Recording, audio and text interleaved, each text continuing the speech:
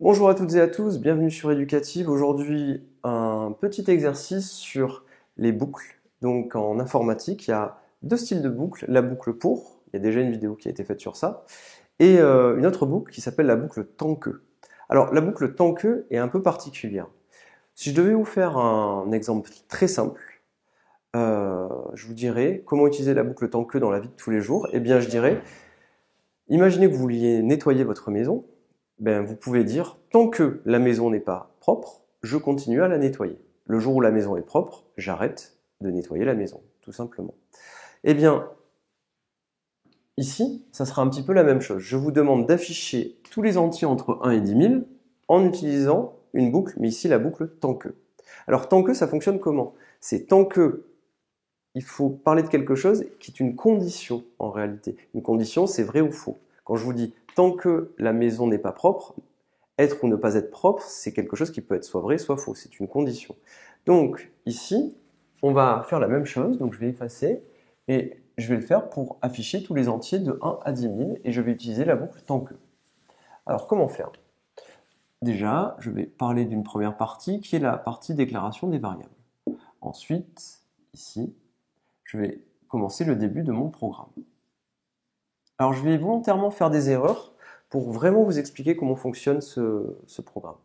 Alors, techniquement, j'ai envie de me dire, je vais prendre une première variable, i, et i, ça sera un nombre.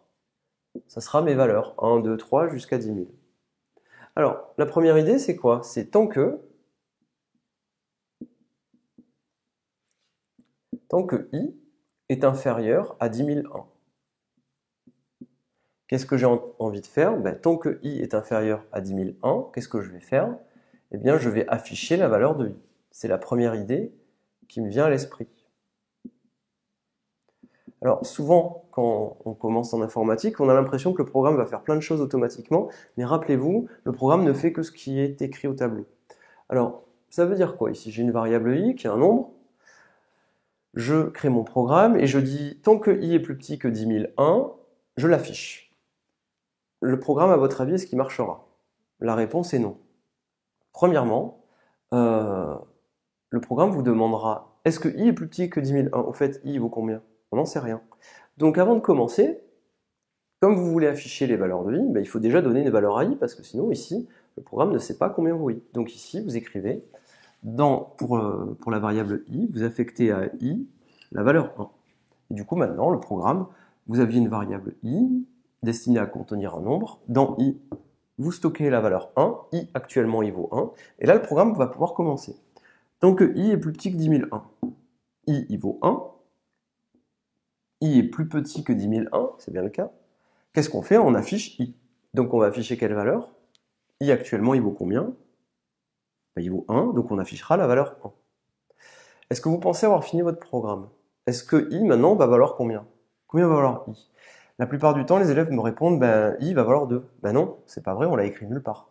I vaut toujours 1. Donc on vient de créer ce qu'on appelle une boucle infinie, c'est-à-dire que i vaut 1, i il est plus petit que 10 001, on affiche i qui vaut 1. Combien vaut i? Il vaut toujours 1, qui est plus petit que 10 001, on affiche i, et ainsi de suite, et ainsi de suite, et ainsi de suite. Le programme ne s'arrêtera jamais. On vient de créer une boucle infinie, c'est-à-dire i vaudra 1 indéfiniment, et indéfiniment, on l'affichera. Donc ce qui serait bien pour que le programme marche, c'est que une fois qu'on a affiché i, ben que i ne vale plus 1, mais que i vaille 2. Comment faire? Bien, l'idée, c'est de faire gagner un point de plus à i. Donc, l'instruction qu'il faut écrire est la suivante. Alors, je vous l'ai écrit ici, et on va le comprendre ensemble. C'est cette notation-là qui est un peu délicate au premier abord, c'est-à-dire que si je fais un petit schéma, ici, initialement, i valait 1. Et je vous ai dit, faire ces petits tableaux vous servira toujours. I vaut 1. Il est plus petit que 10 001, donc à côté, on peut l'écrire. On peut écrire cette condition, i inférieur à 10 001. Est-ce que i est plus petit que 10 001? Eh bien, vous mettez que c'est vrai. D'accord? Donc, vous faites ce petit tableau. Donc, i valait 1. Tant que i est plus petit que 10 001, c'est vrai. On continue. On affiche quoi? On affiche 1, donc c'est bon. Et maintenant, on a envie que i vaille 2. Alors rappelez-vous, i c'est une variable qui contient quelque chose. Donc c'est la valeur actuellement en mémoire.